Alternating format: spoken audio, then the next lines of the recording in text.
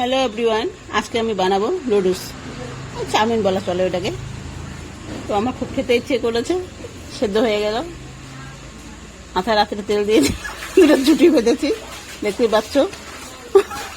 সেদ্ধ করা হয়ে গেছে, আমি কড়া বসে দিয়েছি ছায়ার কাছে, ভেজিটেবলগুলো কাটা হয়ে গেছে। তো তেল দিয়ে দিচ্ছি কড়াইতে।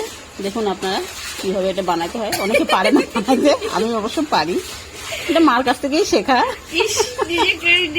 হ্যাঁ, তো একে একে সব ভেজিটেবলগুলো দিয়ে দিলাম, একটু নেড়ে চেড়ে। এর মধ্যে এখন আমি চাউচাউটা দিয়ে দেবো। তার আগে কি দেবো? তার আগে আবার কি দিব? ওখানে মুরগির ডিম দিব একটা।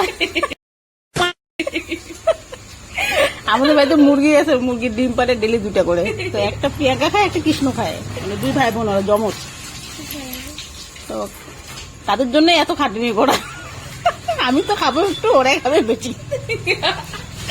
মানে কুচিবি যতটা দেখছো অতটা না, কিন্তু আমি কিন্তু ওর মধ্যে 4 ভাগের 1 ভাগও পাবো না। তো এই যে মোটামুটি আমার চাউমিন রেডি।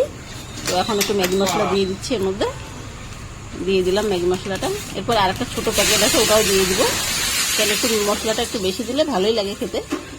তো একটু সয়া সস দিয়ে দিচ্ছি।